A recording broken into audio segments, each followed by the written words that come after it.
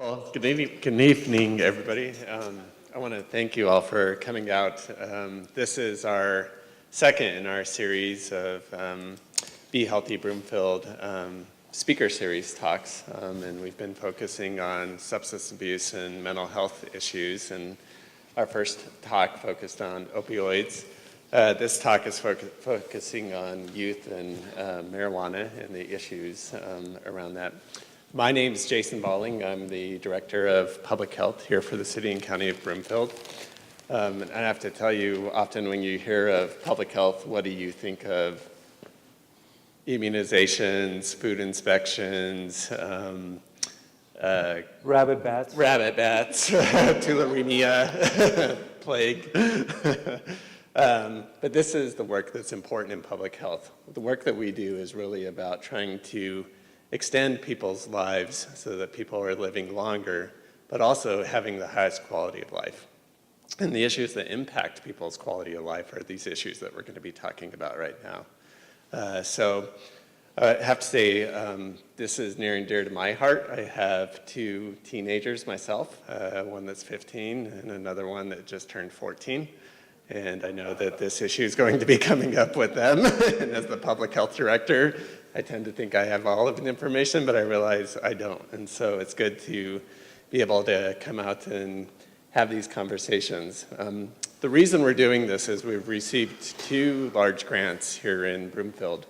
One focusing on youth substance abuse prevention, targeting the age ranges of 9 to 24-year-olds, and looking at how do we prevent youth from starting substances. Substances. The second thing is a grant we received around reducing the stigma of mental health and increasing access to mental health services. And we have a great partner here from Mental Health Partners, Susan Bellis, who's here to answer questions that came up, and she'll be involved in our third part of this speaker series. So with that, I want to introduce my friend and our medical officer, Dr. Chris Urbina. He was the former executive director and medical officer for Denver Public Health, and then went on to become the executive director for the State Health Department, the Colorado Department of Public Health and Environment. He's been very involved in marijuana issues, ranging from medical marijuana, and we were just discussing that with each other of how vocal some of the Board of Health meetings were when they had medical marijuana hearings. And then secondly, once the retail marijuana law passed, he was involved in helping to draft the legislation that got implemented and took place. So Chris is quite the expert. Our hope is to really have a conversation and discussion with you all. And with that, I'll turn it over to Dr. Urbina. Thanks, Jason. It's great to be here, and I hope that we can have an honest discussion, and I'll involve you in some of the discussion and some of the slides, because this is about you and all of us in our community. It's great to see sheriffs, the police here. It's great to see mental health partners, some of our community agencies. And most important, it's great to see a couple adolescents. How many of you are currently adolescents or former adolescents? Good. That's good to see. Because today we're going to talk less about marijuana, but more about youth and adolescent development. Because that's important for you to understand that the skills that we learn as young people, we carry it out through our entire life. And that's, as I read and reflect about my life and my attachments not only to my parents, my extended family, that's a lot about what it was all about. And I continue to grow. And it's not that I ever turned it off, but I continue to have relationships, not only with my wife, but children and grandchildren now. So so I wanted to stop and talk a little bit about that. So our next slide. Can I borrow the clicker? And if you feel free to interrupt me at any time, because it's about you and your questions. So if you have questions as we go through, just please stop. And I have to repeat the question because we're being videotaped, so they can hear it as well. So if I repeat and don't understand the question, I'll repeat it, make sure.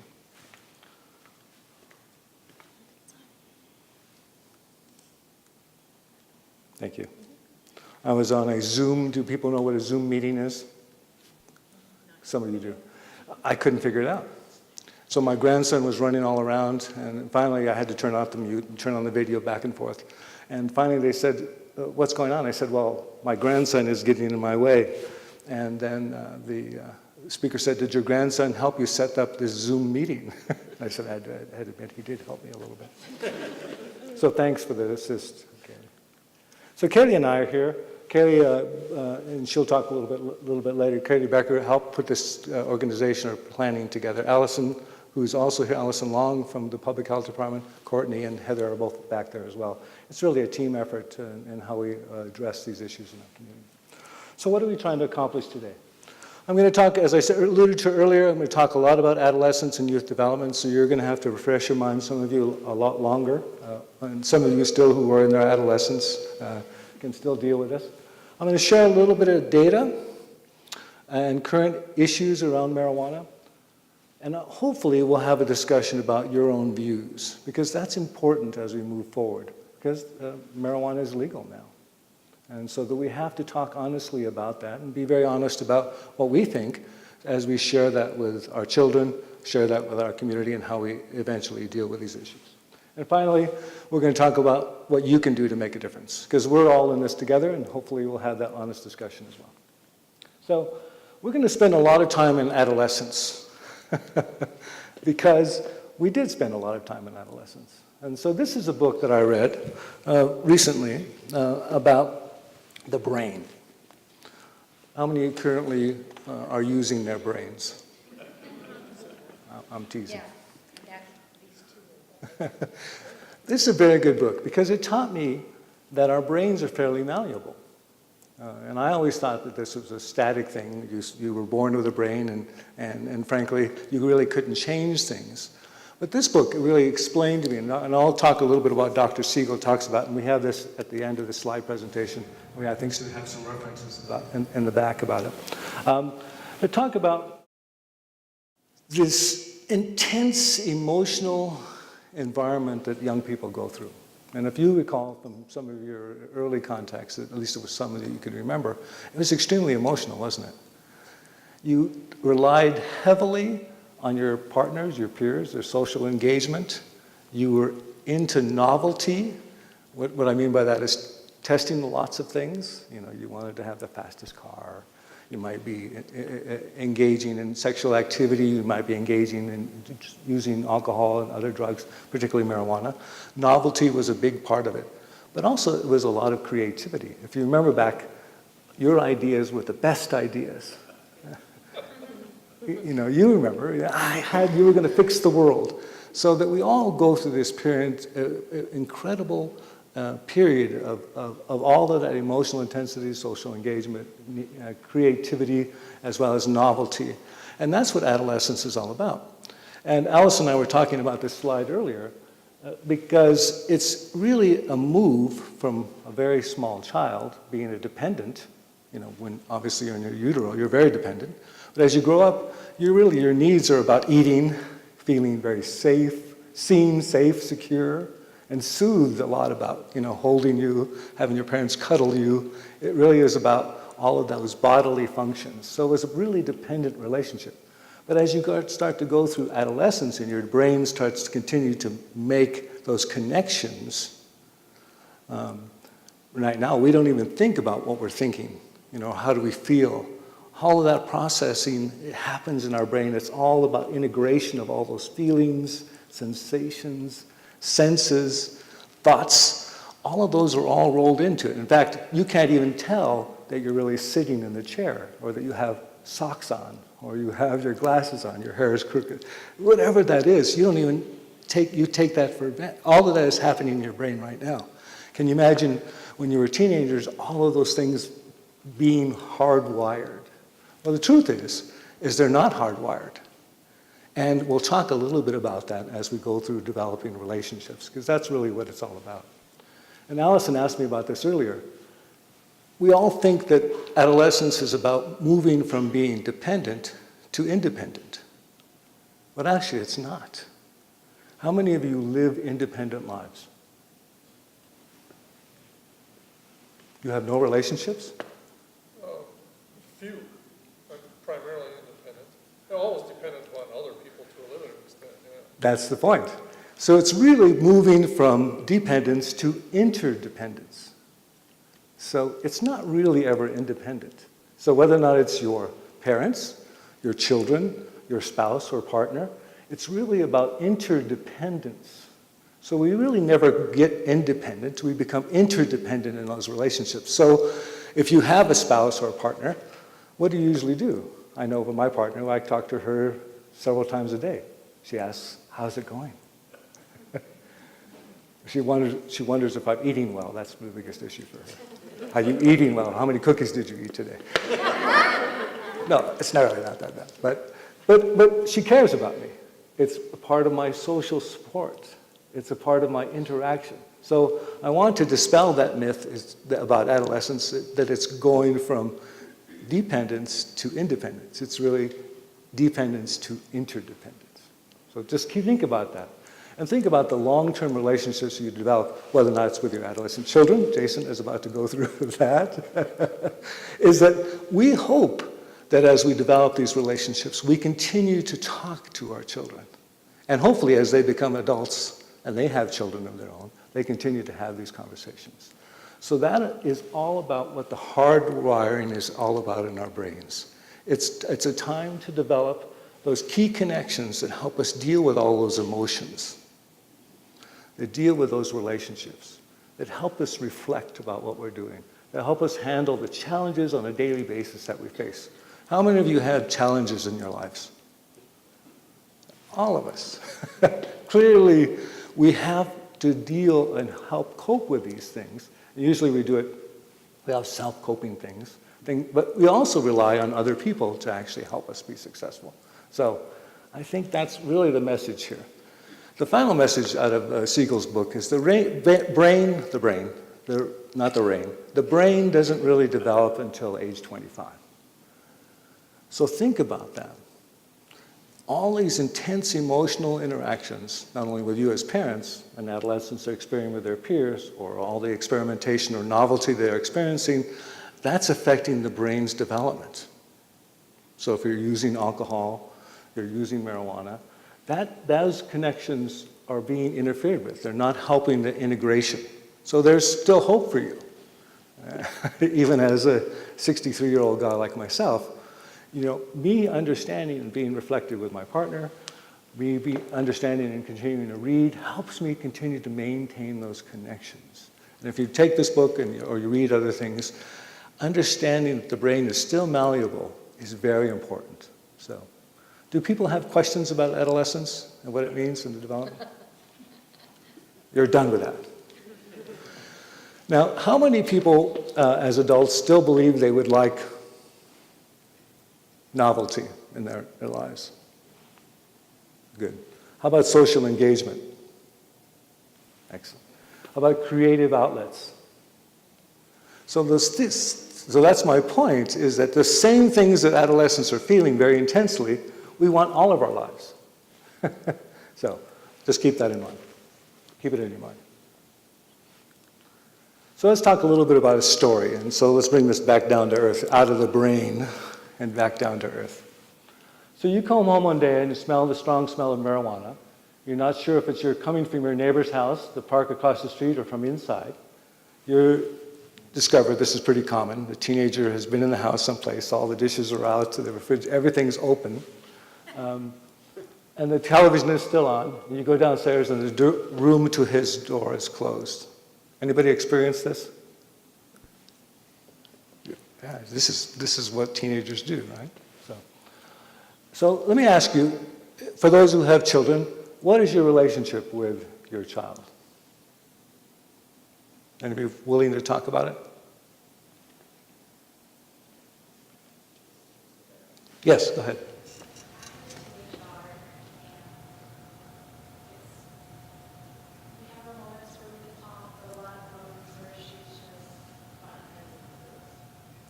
She says she has a teenage daughter, and so a lot of times she has moments they can talk, but the other part was?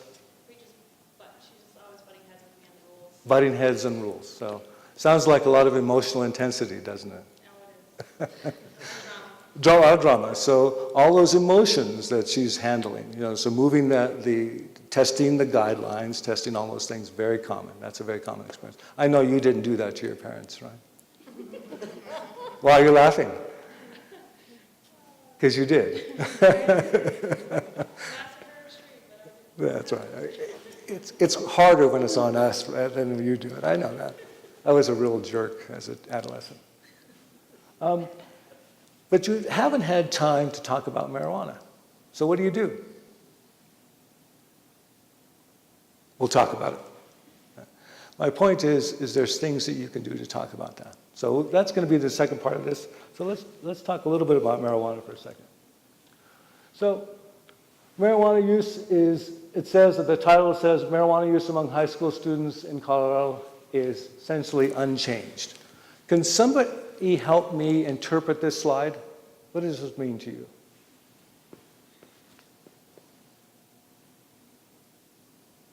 Looks like there's a decrease. A little bit.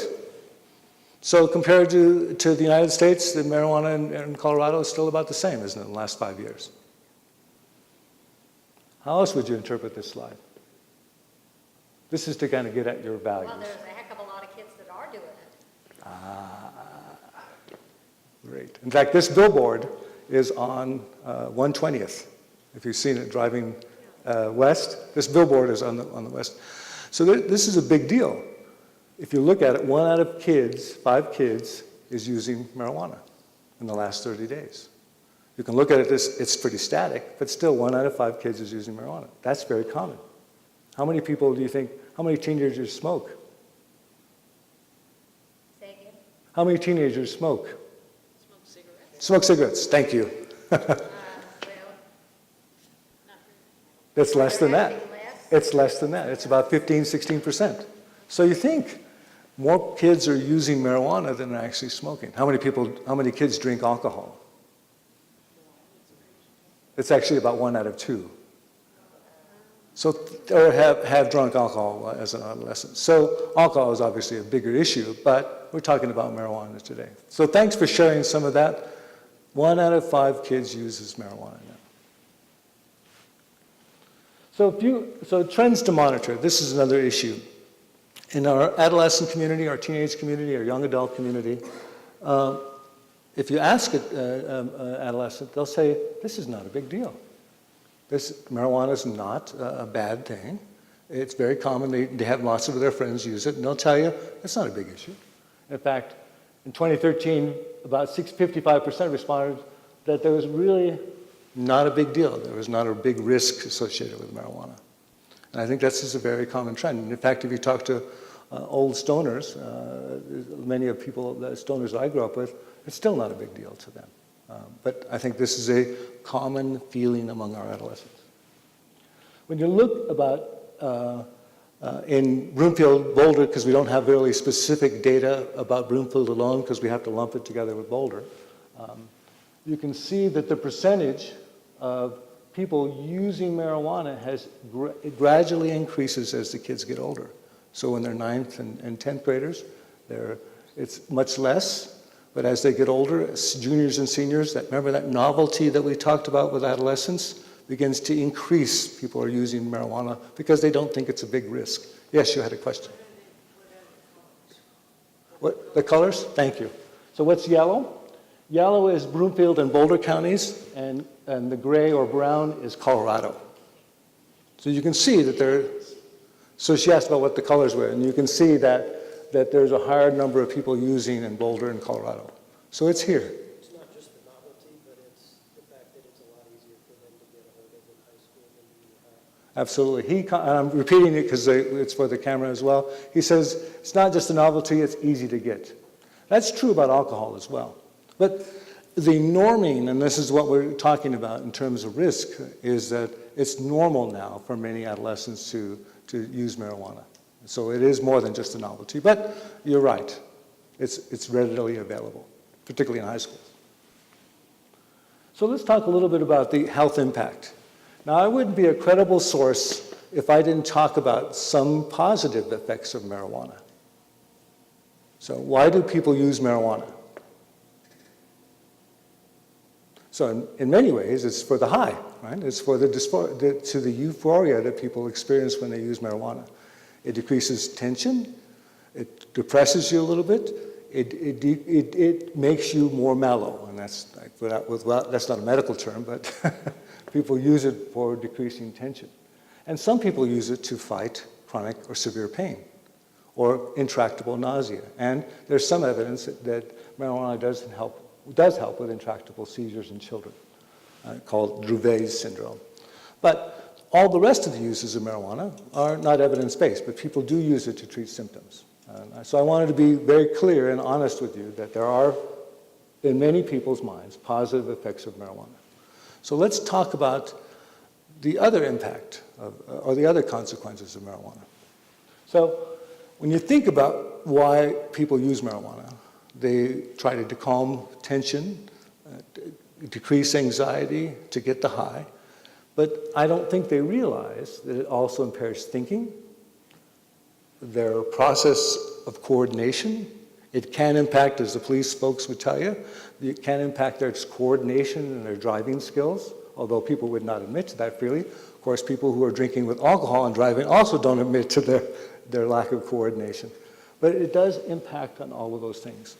And if you think about, remember, the adolescent brain and their impact while they're studying, while they're interacting with their peers, if you have impairments in your thinking, you are not present necessarily in the critical pieces and able to really integrate all those things and functions that you're dealing with. On a more severe note, and I'm not going to read through this slide, and it's a very intense slide because I wanted to give you the facts that are currently available. There are a lot of bad consequences associated with marijuana, and particularly as you increase the amount of the concentration of THC, as well as to increase the chronicity of using it, people can be severely intoxicated. And we're seeing increasing numbers of children coming into the emergency room because they mistakenly have eaten an edible when they didn't know it. And particularly as they market some of the edibles are candy-like or sucker-like, so that children can be exposed to marijuana at very large concentrations. And in adults, and I'm not going to read this slide to you, it can cause severe problems, and in some cases even death, although the burden of marijuana use is not as large as the burden of alcohol and tobacco. I just wanted to be reflective of you, but do talk about the importance and the significant health consequences. So, despite what teenagers believe, and the general public, particularly young adults and adults, there are significant consequences to using marijuana, not only acutely and in large concentrations, but chronically as well. Yes, Jason? Chris, can you explain what it's not a gateway drug? Because often we hear the fact that it is a gateway drug and leads to other drug use and so forth. Thank you. He asked, why is it not a gateway drug? Good question. There have been lots of studies, and I looked at the data and the research in this very issue, that people who have used early users can become addicted to marijuana, but there's no clear association with using other drugs following the early use of marijuana. So that the other situation is, the other description of this not a gateway drug is when people are exposed to poverty, to other drugs, or have lower educational status or less income, their use of marijuana is significantly increased because of the same social situations that cause people to drink or use other substances causes people to use marijuana. So that's why I tried to not create a negative impact. I tried to say that as you get older, as you increase your educational attainment, as you get a higher income, your use of marijuana is less. Does that make sense? Yeah. Okay. Thanks for asking that question. All right. Any questions about the positive or the health impact of marijuana? Question about edibles. Sure. The legislature over the last year or two has come up with some changes in packaging and labeling on edibles. Is there enough time to have any conclusions on things getting better? He asked about the packaging of edibles and whether or not some of the new changes, particularly the emblem of THC and the danger symbol on them, have we seen an impact yet on some of those legislative changes? And the answer is no, not yet. I think it's still too early. But I do think that anything that we've done, and Jason alluded to earlier, I was involved early on as the director of CDPHE, Colorado Department of Public Health and Environment, and some of the enabling legislation around this. And we frankly did not know what we were doing.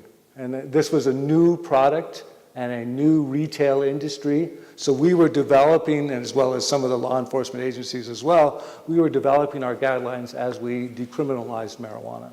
So I think the answer is still out and on that very issue. I do think, and we talked about this in terms of opioids at our last talk, and I think people remember who came to that talk, is that we're encouraging people who are using marijuana, because it is legal, to put it in a secure place, to lock it up, so that their children do not get exposed to the marijuana. That's critical, and as well as marking. Early on, the legislation is we wanted to keep it at very small concentrations so that people wouldn't be exposed to a huge quantity and concentration of marijuana, and that legislation did pass. But it's still, you know, if you take an edible, the effect is delayed, as opposed to inhaling or using other forms, is much more rapid onset. So I think people don't realize that the concentration of marijuana is much higher now, and they don't get the immediate effect, so they take more marijuana. And that's what we're dealing with the adult intoxication, the issue of taking too much and ultimately having problems because they don't get the immediate effect, that high that they're looking for. I answered another question, but I still wanted to make that point. You did, thank you. Okay. Other questions about health impact? Yes? How common is the use of edibles among teens in this area? She asked, how common is the use of edibles in this area among teens? We don't know the answer to that. Because when we ask questions in the children's survey, the Colorado Children's Kids Survey, we ask about marijuana use, and we don't break it out. So that whether or not people are inhaling it, using a vape, using dabs, there are lots of ways that they use it. Maybe the police guys, police folks know. Do you guys know how more common edibles are versus inhaling? Edibles, especially in the high school, they're so hard to detect. They have very little odor to them. They're extremely popular. Shatter, all the different names. We ran into it quite a bit at the high school this last year. He said, just to repeat his answer, he said that edibles are very common. They don't have an odor. They're hard to detect. So he believes, and he's seen large amounts of edibles being used. And I think that's true. You can conceal them, very easily.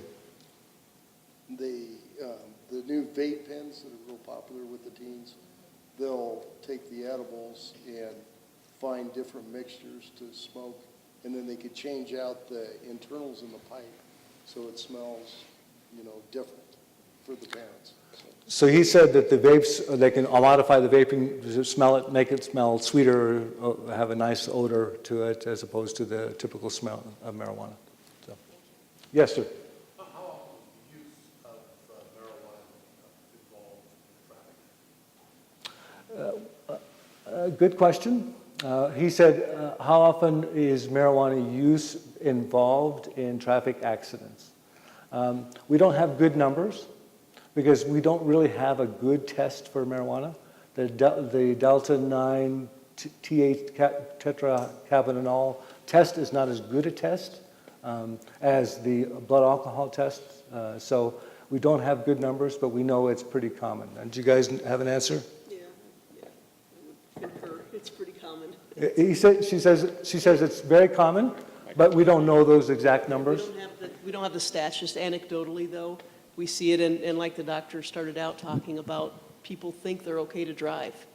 They think, oh, it's just marijuana. I'm not driving drunk. So we do see that. So, A friend of mine served, a traffic case where there was an accident and there was, on the jury? yes, there was use, they had taken the blood test, etc. So he said a friend of his served on a jury that was associated with a criminal proceeding. The challenge for us as health providers, as well as public health and enforcement, is that that the use of medical marijuana is a big issue. Now, you or I know if you're using marijuana to control chronic pain, or you're using opioids to control chronic pain, your impairment, you can't quantify it, but it is significant whether or not you're using marijuana or opioids. So we don't want you to drive if you're using Percocet to control your chronic pain. The same is true of marijuana. We don't want you to drive if you're using marijuana to control your chronic pain. But the dulling of the senses associated with marijuana is that people believe that it's a natural substance, and we didn't talk about this. This is where the value judgments come about, is they believe it's natural. Well, I can tell you that uranium is natural here in Broomfield. Now, I know none of you that'll go out and smoke some uranium on the way home because it's a natural substance that occurs in our soil. So I think we have to get over the fact that it's a natural substance, but it does produce a euphoria and can cause significant health impacts. Okay, let's talk a little bit about what you can do. Okay, because I think that's really what we're here all about. Oh, let's talk a little about laws. These are on the website, and we have provided you a lot of websites that you can do. You know, I'm not going to go through all of these, but I think most of you have heard a little bit about it. You have to be over 21, unless you have a medical exemption for under the age of 21. You have to keep it in Colorado. You can't drive. You have to keep it sealed in your car. You can only use it here in Colorado. You can't take it out of the state, but we all know that it goes out of the state on a regular basis. You can't share your marijuana with young people. And of course, in Broomfield, we don't allow sales of marijuana. But that doesn't stop people from buying marijuana either illegally or in Boulder or just down the street. There's lots. I live near, do you guys know where the Green Mile is on Broadway? I live about 2 blocks from there, and there are about 18 to 20 marijuana stores on that. It's called the Green Mile. That's in Denver, yeah. So let's talk now about what you can do. The other book that I spent a significant amount is a book called The Resilience Breakthrough. And this fellow talks, and why this is connected to the brain, is that all of us have had crises or challenges in our lives, yet we are still here. We're resilient. We develop coping skills that have helped us cope with our daily lives. So this book talks, and Christian Moore was a young guy who had severe learning disabilities and ADHD. Yet he went to college. He got his master's in social worker, and he's one of the most famous speakers on resilience in the country. He turned his life around by using the power of no, his inabilities and his insecurities and all his inabilities as he describes them to become very successful. So that's what we hope that we're not only helping with that interdependence that we talked about, but we're hoping that we help our teenagers be successful by helping them develop resilient skills. And remember, we talked a little bit about relationships and your positive relationship with parents or positive relationships with your partner. That's what helps us develop those resilient skills. So I'd highly recommend this book. Both of these books talk a lot about what you can do. And in fact, his subtitle is 27 Tools for Turning Adversity into Action. Now think about that. Who doesn't want to become more resilient? So, very powerful book. So let's talk more specifically about, and we kind of pulled off a couple websites. Kaylee and I spent a little time. How are we doing as far as time? Good.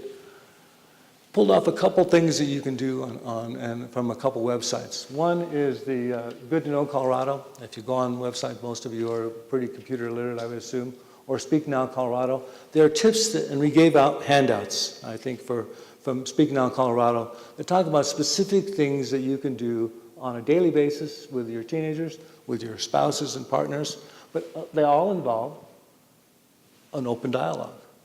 They all involve being good listeners. They all involve being honest. They involve relationships or building strong relationships between parents and teens. So that regardless of whether or not you're talking about a preteen, an adolescent, or a young adult, it's about maintaining those relationships. And it isn't much harder than that. Although, as this woman talked about earlier with her teen, with all the emotions and the battling of the minds, it's very hard to remember that when we're trying to be helpful in terms of setting the tone and being open and honest. Siegel, in his book, talks about reflective conversation. So if I'm still battling with my 33-year-old adolescent. Oh, did I say that? When we battle about what she asked, what do you think I should do? And I say, well, what do you think you should do? How are you feeling? And it's hard for me to say that because I think that, we still have an interdependent relationship. This is my daughter I'm talking about. We still have a good relationship. The fact is she's asking for my advice is a good thing. But allowing myself to get beyond my own feelings, right? I feel like she should be doing this. But saying, so what do you think you ought to do? That's reflective conversation. So she, like when she was a little girl, still wants to be safe, secure, and soothed in many ways. She's keeping that relationship going. And when I'm playing with my 3-year-old grandson, I want the same thing for him. So keeping and maintaining that tone and open dialogue is critical to moving forward. So we wanted to share some ideas for you. Again, in terms of teens, the other thing that we wanted to mention is setting future goals. And I think Clint is still here. We're going to have him talk a little bit about iThrive in terms of how there are some things that are going on in our community.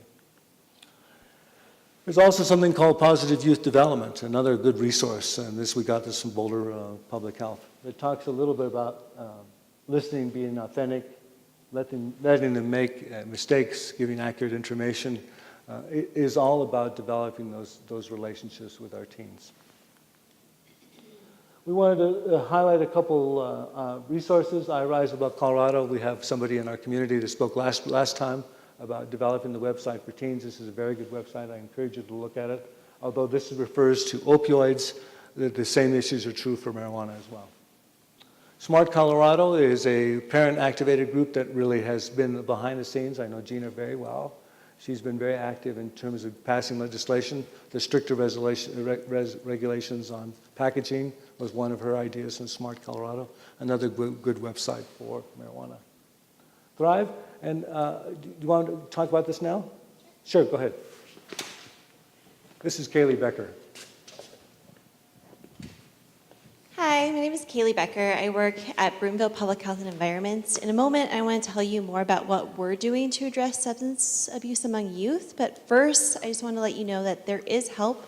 If you know a teenager that's struggling with substance use, there's a program called iThrive, and Colt is here to tell you a little bit more about the services that they offer. Thanks. Yeah, so as she said, my name's Colt, and I'm a drug counselor. I'm the lead teen facilitator at iThrive. iThrive is an early intervention program for teens that are finding some consequences as a result of choosing to use, right? So we don't need to think of iThrive as something as intense as residential treatment, right? That's not what it is. It is an early intervention program for teens and their parents, right? So while I am in a room with a group of teens and we're working through this for about 6 weeks, then there's another therapist in another room working with parents. And there is some evidence-based strategies behind that too. One of the cool things about iThrive is in our model that anytime that I'm in a room working with teens, that there's always a co-facilitator beside me. This co-facilitator is always young, 18 to 25-ish, and has a fairly gruesome using history, right? They've found enough pain to find a desire to change, put action into that, and have maintained it for a while now. So this co-facilitator has an ability to reach the teen in a way that this 33-year-old old fogey might never be able to, right? And in the parent room, it's the same model. Yeah, there's a clinician in there working with the parents, but also Sitting beside that clinician is a parent who's walked through it and has found something on the other side. Did you say an old fogey? Is that what you said? I'll say that about me. Yeah. So iThrive has 3 main services. Right? The first one is our early intervention program, right? If you have any questions about that, I'll be happy to talk to you. Then our second main service is just a really brief 4-hour class, right? And that's a much gentler intervention than the 6-week class. And then our third is individual counseling, family counseling, presentations for schools and for parent groups and stuff like that. These presentations, we do them about 300 times a semester. So we'll be happy to provide whatever it is that your family thinks you need. If you're struggling with it right now, call us. We'll be happy to work through it with you. So I'm going to hand the mic over to Cheryl, and Cheryl can give you a little bit about what happens in the parent room.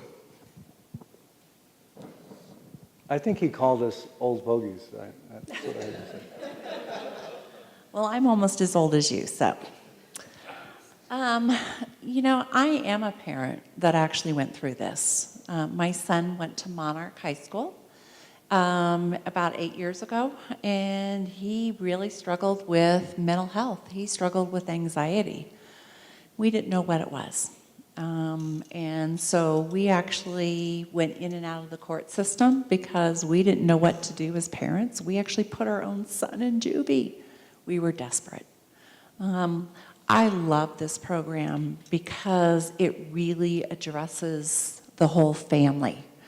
The parent piece, we get to sit and we get to really be raw. This is how I'm feeling. This is what's happening to my family. And during that 6 weeks, we really deal with communication. I love what you say about relationship. That is my biggest conclusion from working with families. If we don't have a relationship, we cannot help our teenager.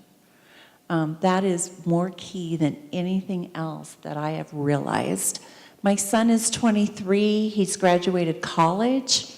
He just announced that he's moving to Tennessee. I got to tell you, that is so exciting to me to see the progress in him and that he has moved on past all of that. And you know what I really want to share with the parents is one thing they say, they take a post test, and these are some of the things they say, and I think this is really important. They say that the relationship with their child has improved in 6 weeks. They say that the whole family communication has changed in 6 weeks. And a lot of them say that the knowledge that they have gained about drugs and alcohol, and especially all the brain chemistry, that is something that they really learn, and it stays with them. The teens get it, the parents get it. It's a great way to start communicating with each other. I love this program. I quit my career to work with parents. I think it's just amazing, and when he says he's an old fogey, it's not true. Teens love our facilitators, and I'm just really happy to be a part of the program. Thank you. So Kaylee, I think you're up next. Yes. So thank you for being here, and if you have any more questions about iThrive, they'll stick around afterwards in the lobby, so feel free to go up and talk to them. But now I want to talk a little bit more about what we're doing to address substance abuse here at the City and County of Broomfield. So I coordinate Broomfield Communities that Care, and that initiative works to prevent substance use among youth before it ever occurs. And we recognize that we cannot do this work alone. So we formed a coalition of different partners, government agencies, nonprofit organizations, parents, and schools. And their job is to assess the community to see what the problem is and what's driving that, and then also to find solutions. So we just wrapped up our first year of the 5-year grant, and we're really excited about the progress that we've made. We formed our coalition and started to assess the community. And our coalition started looking at the data to see is our youth struggling with marijuana, opioids, and alcohol, and what's driving that behavior. So they learned a lot throughout that process, but they recognize that they really need to hear from the community. So that's the next step, is to reach out to you all, and we want to know, what are you seeing? What do you think is driving it, and what are the solutions? So we're at the very early stages of planning these conversations, but if you want to be involved, please sign up in the lobby and we can send you more information. So this year we're also going to do a scan of the community to see what programs are already in place and where are those gaps. And with all of that information, our coalition will choose prevention strategies that really fit the needs of Broomfield.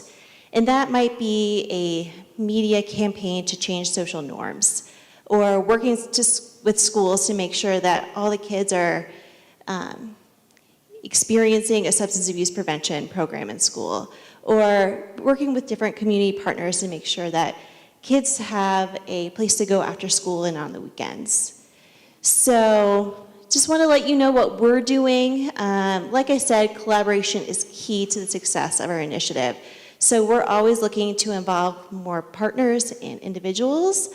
So in the lobby, there's a sign-up sheet. If you want to sign up for updates, or if you want to be involved in our coalition or part of those community conversations, you are more than welcome. So feel free to sign up or talk to me afterwards. And we do have another talk coming up in September, and I'll touch on mental health. So there's also a flyer in the lobby. We would love for you all to come. Great. Now here's our resources. In fact, everything that we talked about before is here. Thank you. We refer back to the websites. There are good information there. In fact, if you want to learn more about health impacts, you want to learn more about resources that you can use for adolescents or for you as parents, iThrive is a great website. We have crisis centers information. We obviously working very close with our partners in mental health, which I think is a very important resource. We're hopefully working very closely with law enforcement in the future, because clearly we in public health as well as law enforcement, we see this on a regular basis, and the challenges associated with using marijuana in our communities. So these are the two books that I referred to before. Obviously, there's lots of information out there. I encourage you, if you want to learn more about the brain, your brain as well as your adolescent's brain, I encourage you to read Brainstorm, and finally about resilience. And so we're going to spend the last 5 minutes answering questions or further dialogue. So. And if you have questions for law enforcement or mental health partners or iThrive, please go ahead and ask, and we'll pass the mic around. Yes, Deb. I guess one thing I'd like to say is that while I was focused on the Director of Health and Human Services for Brookfield, and at least my belief, and I think a lot of the literature will agree to this, is this focusing on discussions with adolescents, but really it's never too soon to start talking about these issues and normalizing them with kids. And so I have 3 children, and they're 9, 11, 13, and they probably tell you it's unfortunate that they have a mom that works in health and human services. Right, to talk to them about all sorts of issues. But again, to normalize that so that when it gets into the more challenging years, it's not all of a sudden this, difficult, awkward conversation. It's something that's will be part of our daily life, not daily, but normal. So this is Deb. I have to repeat something because I don't know if everybody heard her. She said she's our boss. She's the Director of Health and Human Services. She has 3 children, ages 9 through I think 13. And it's never too soon to start talking about these issues, even before they are addressing those issues, when they're still in the dependent stage, before they become interdependent. It's never too soon. And because we should be having this conversation with even our young children. Any other sorry, I had to repeat it so people can hear it. Sorry. Other questions or comments? Yes, ma'am. My questions are for the officers. Yes. Is your focus mainly on apprehension of users or dealers? And once people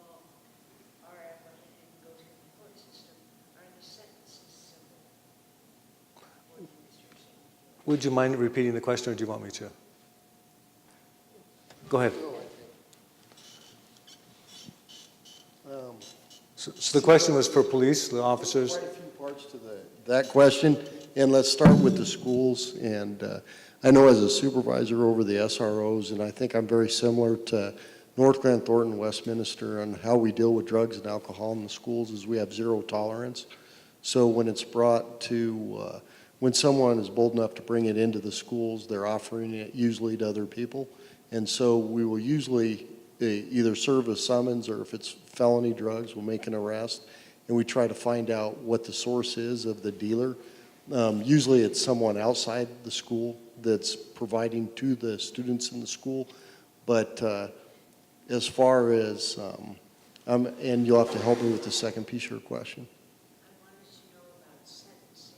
If people are found to be guilty of using or dealing, are the sentences similar for those two categories, using and dealing? No, the DA's office, especially in Broomfield County, is a lot more aggressive for the people that are dealing the drugs and making a profit off it. And they treat first, even second-time offenders of possession of the drugs as more of a disease, if you will. And I think especially Colorado law has really backed off on some of the more serious sentence guidelines as far as possession of drugs. Does that answer what you asked? So is that drug court?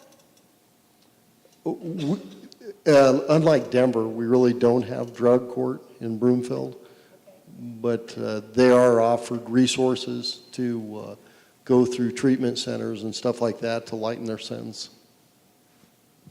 One of the challenges, and I'm sure I can't speak for all law enforcement, is that many law enforcement officers want to get people to treatment. They want to get people that are using, get help, whether or not it's mental health issues or use or substance use abuse. So that's the trend, which I think is great. My hat's off to you guys, because it's a difficult challenge that they face. But obviously, there are many users, and I think they want to handle this more serious sentences to the drug dealers, particularly they're selling it to youth. I think Colt wanted to mention, sorry. Well, I was just going to kind of piggyback on that. Especially in Broomfield, we really take an educational approach initially, and not just with drugs, with all things. If we're having trouble with traffic issues, we try to take an educational approach before we go into an enforcement approach, and it's similar with drugs. We try to get in the schools early and get that prevention piece in place before it ever gets to that level to where we're having to make arrests and put people through the system. Colt, you had a comment as well? Yeah, one of the things that I think is really cool about the iThrive program is that we have a contract with Boulder Valley School District that says that when a teen is caught with misdemeanor simple possession, the sentence, the scholastic sentence, is usually a 5-day suspension for a first offense, but if they go through iThrive, it can get reduced to 2. And in many nearby municipalities, we also have agreements with DA's offices and diversion offices that say if they go through iThrive, the whole charge can get dropped. Now, that's not in Broomfield right now, and if that is something that you want, I would encourage you to ask your DA why it's not available right now. Something we can work on as a community. Yes. Hi, I'm Susan Bellis from the Mental Health Partners. So I loved what iThrive was saying. I totally agree that the relationship is really key in any healing process. And I think frequently substance use and other mental health problems like depression and anxiety, like anxiety, 1 in 3 teens have an anxiety problem where it's really kind of getting in their way.